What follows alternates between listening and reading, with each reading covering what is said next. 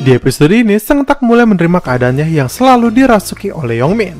Walaupun dia tidak tahu bahwa Yongmin lah yang selama ini membantunya dalam hal medis, tapi ia merasa terbantu dengan kemampuannya saat kesurupan tersebut, yang di episode ini menjadi simbiosis mutualisme. Lalu di episode ini pula akhirnya Yongmin sadar kesalahannya, yakni terlalu bersikap sombong, angkuh, dan meremehkan kehidupan orang lain hanya karena dirinya sangat hebat. Belum lagi kita ditunjukkan kalau yang dekat belum tentu setia, dan yang jauh dengan kita belum tentu menikung kita.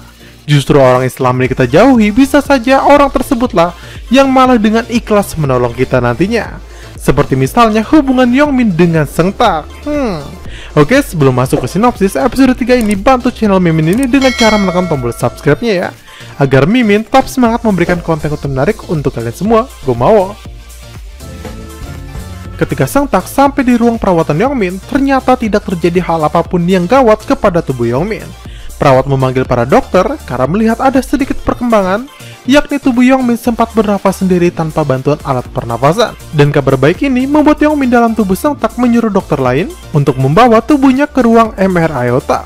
Tapi ketika di sana para dokter muda ini justru dimarahi oleh dokter senior karena mereka harusnya tidak melakukan MRI. Dokter senior itu menganggap jika pasien koma bernafas sendiri adalah hal yang wajar, jadi harusnya mereka tidak gerasak-gerusuk seperti ini. Nah, setelah itu di lorong sepi, Yongmin dalam tubuh Seung Tak mencoba berkomunikasi dengan Dr. An untuk meminta tolong dirinya berbicara dengan Seung Tak agar Seung Tak mau mengakui bahwa dirinya disuruh wakil direktur menyuntikkan heparin dosis tinggi. Dr. An yang mendengar itu pun merasa bingung, bagaimana bisa Seung Tak menyuruh dirinya untuk berbicara dengan Seung Tak juga. Tapi setelahnya Dr. An tetap melakukan tugasnya menyuruh Seung Tak agar hadir di konferensi pers para dokter. Sedangkan Yongmin yang sudah keluar dari tubuh Seung Tak langsung dinasehati oleh Socrates agar tidak berada dalam tubuh orang lain dalam waktu yang lama, karena itu dapat mengganggu kehidupan orang yang ia rasuki. Konferensi pers pun dimulai dan Seung Tak benar-benar datang ke sana, termasuk para pakar hukum yang menyaksikannya.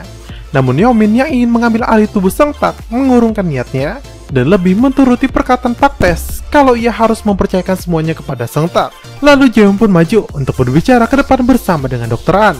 Ia mengungkapkan kalau Dr. An menyuruhnya menyuntikkan heparin dosis 1000 yang juga berbahaya untuk pasien. Dan ketika Jaehoon ditanya apakah dia menyuntikannya, Seung Tak langsung menjawab kalau dialah yang diminta untuk menyuntik ketua Jang. Tapi ketika ia dicecar mengenai berapa banyak dosis heparin yang disuntikan, Seung Tak memberikan jawaban yang tak terduga.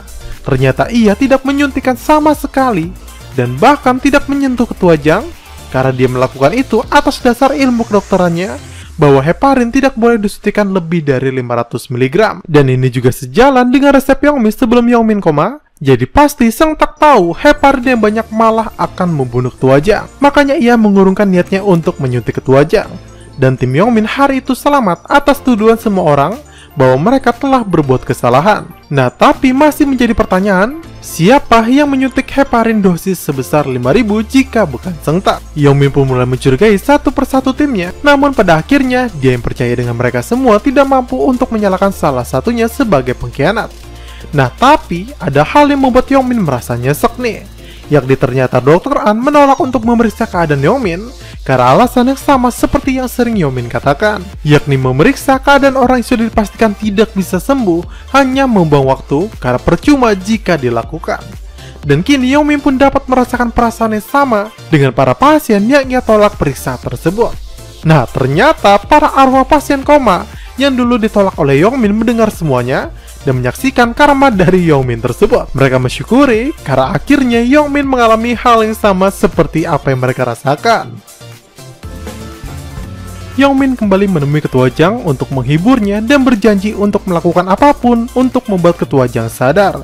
Dan ketua Jang sendiri pesimis Yongmin bisa membantunya karena Yongmin sendiri sedang koma seperti dirinya. Apalagi Yongmin akan segera pergi dari rumah sakit karena wakil direktur memerintahkan agar tubuh Yongmin dipindahkan.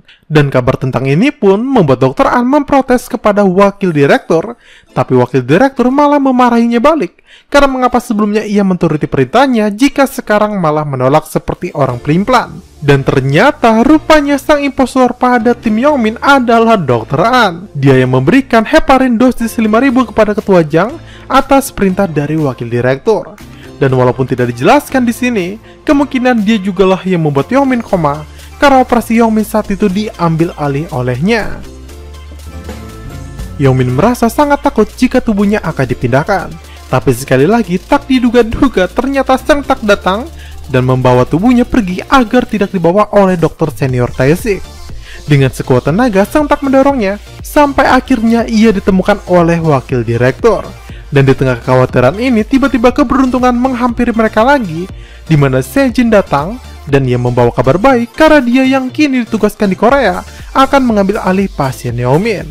Dan hal ini juga berkat dukungan dari ibu Sang Tak yang menyetujui pertukaran dokter dari Amerika. Hingga wakil direktur sendiri melabrak atasannya tersebut.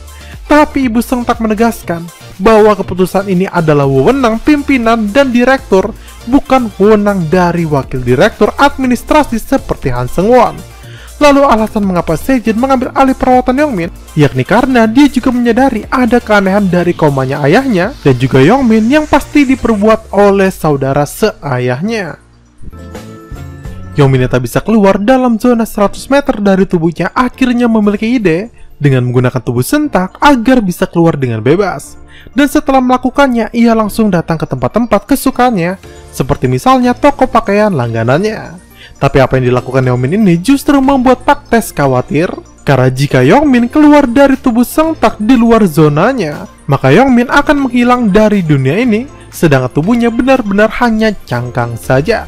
Dan ternyata kekhawatiran Pak Tes ini malah menjadi kenyataan, karena Yongmin terlempar dari tubuh Sang Tak karena ditabrak wanita sakit. Yongmin pun tak bisa bergerak dan perlahan mulai menghilang, sedangkan Sang Tak ternyata menyadari kalau ia dirasuki oleh seseorang yang ahli di bidang kedokteran. Sang Tak pun meraba-raba sekelilingnya agar Yongmin bisa menyentuhnya dan merasukinya juga untuk menolong wanita sekarat yang menabraknya. Dan episode ini pun berakhir sampai di sini. Sekian video kita hari ini. Mungkinkah Sang Tak tahu kalau ahli medis yang selama ini merasukinya adalah Yongmin? Dan kecurigaan Mimin ini didasari dari dua faktor, yakni pertama, Sang Tak seakan tahu keinginan arwah yang merasukinya agar dia datang ke konferensi dokter untuk mengatakan yang sebenarnya. Dan kedua, dari adegan akhir tadi, kalau Sang Tak mengetahui bahwa yang merasukinya membuatnya menjadi ahli medis, ya mungkin saja dia mencurigai itu adalah arwah dari Yongmin, ya kan? Oke, sebelum menutup video ini, jangan lupa untuk menekan tombol like, subscribe, dan nyalakan tombol lonceng notifikasinya agar kalian selalu mendapat info menarik dari channel Mimin ini. Saya Mimin Cara pamit, see you sahabat Minca Media.